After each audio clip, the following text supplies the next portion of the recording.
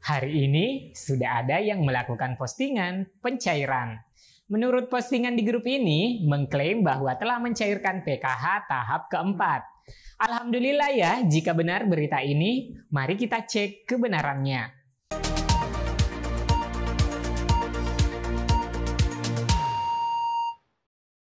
Assalamualaikum warahmatullahi wabarakatuh Sobat YouTube, apa kabarnya? Saya berharap semua tetap tenang menantikan jadwal pencairan tahap 4 PKH dan penyaluran BPNT Oktober dan November.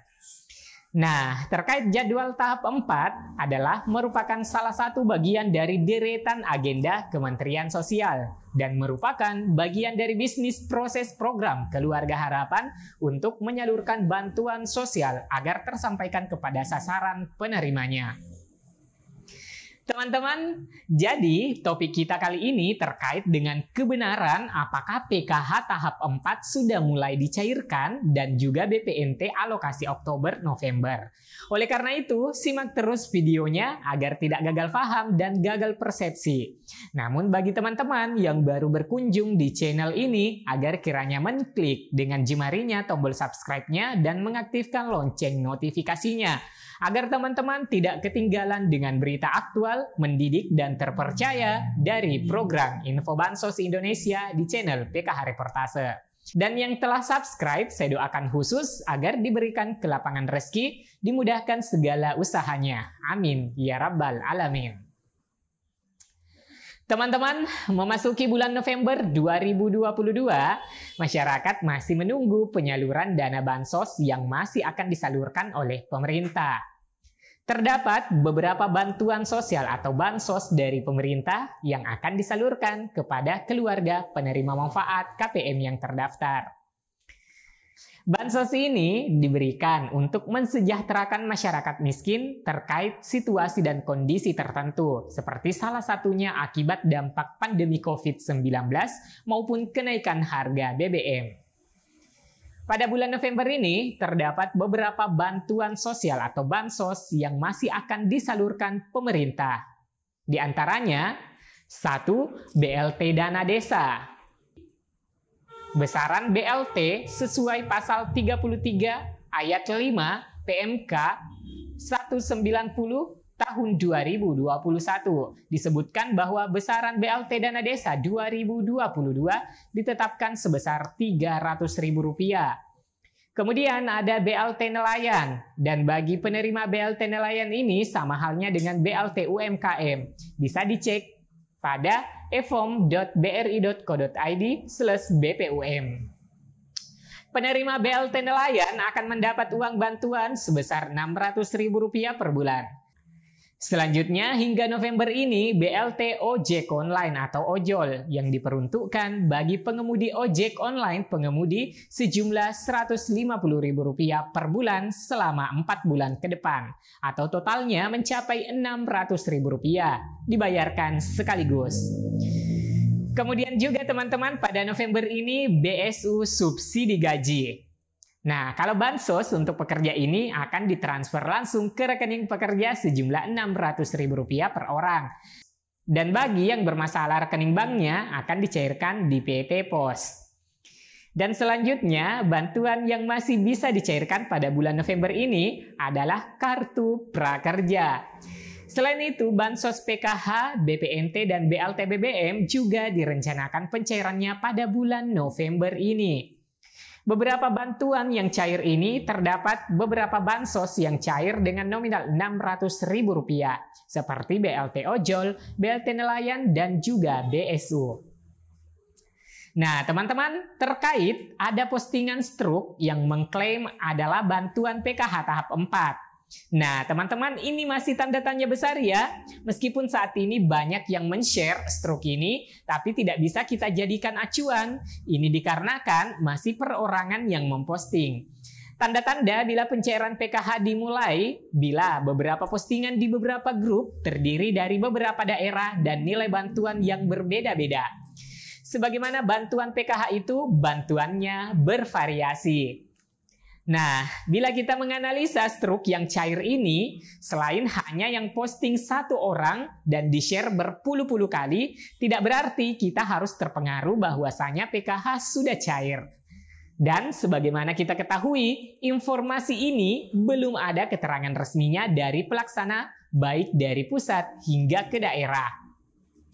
Dan juga hingga saat ini SP2D belum diterima oleh pendamping. Namun kita berpikir positif saja ya teman-teman. Mungkin yang di-share di grup FB itu adalah Bansos BLT yang penyalurannya melalui Bank BRI. Karena bila kita cek struknya menggunakan agen Bank BRI yang nilainya Rp600.000. Nah teman-teman, sebagaimana saya sampaikan tadi, ada beberapa bantuan tunai yang cair Rp600.000 melalui Bank Himbara. Misalnya BLT nelayan, bansosnya Rp600.000, cair melalui Bank BRI. Selanjutnya BSU juga cair melalui Bank Himbara. Kemudian BLT ojol juga cair melalui Bank Himbara. Jadi ya teman-teman, mungkin dari salah satu bantuan tunai BLT ini yang diposting oleh teman-teman kita. Dan meskipun ini adalah bantuan PKH, tapi dipastikan bukan saldo tahap keempatnya. Dan saya berharap teman-teman tidak terpengaruh isu-isu di media sosial terkait pencairan PKH tahap 4 dan program sembako BPNT. Apalagi sudah ada uploadan struk penarikan melalui ATM. Namun, apakah berita ini benar dan seperti isu yang lagi viral di tengah pengguna media sosial dari kalangan KPM Bansos? Baik Sobat YouTube, sebelumnya, saya sampaikan kepada pemirsa semuanya harus tetap tenang sampai saat ini dan menyimak video ini sebagai bentuk sosialisasi kami agar tidak terpancing isu ataupun berita hoax yang beredar di semua platform.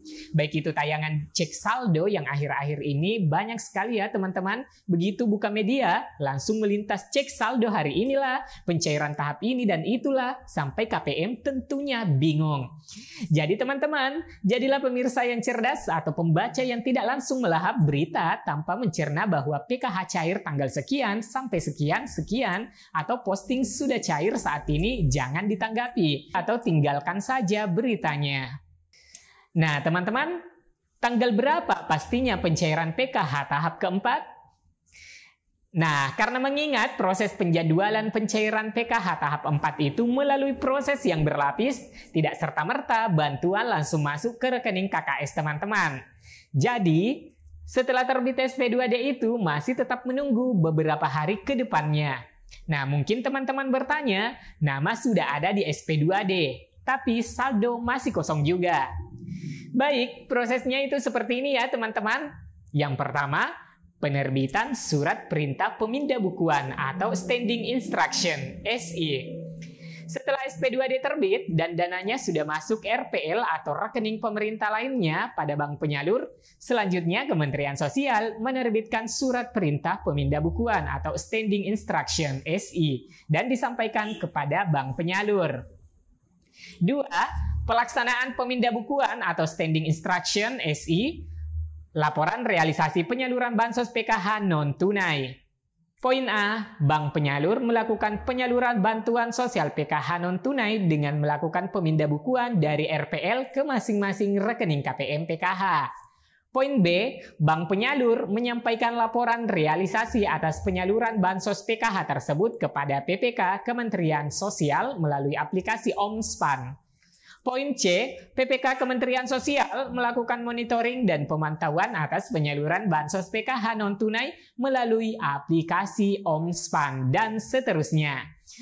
Jadi teman-teman yang bersabar saja, jangan beranggapan aturan ini berbelit-belit ya. Memang begitulah sistem penyaluran bantuan yang terjadi saat ini. Karena anggaran negara yang harus dipertanggungjawabkan penyalurannya.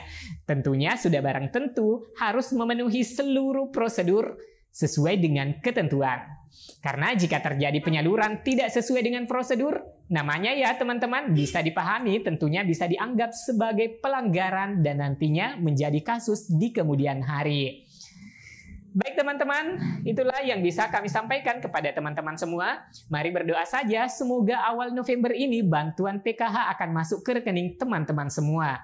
Bila ada komentar dan pertanyaan, silahkan diketikkan pada kolom komentar. Jika berita ini bermanfaat, like dan bagikan link beritanya ke media sosial atau grup-grup teman-teman yang ikut bergabung.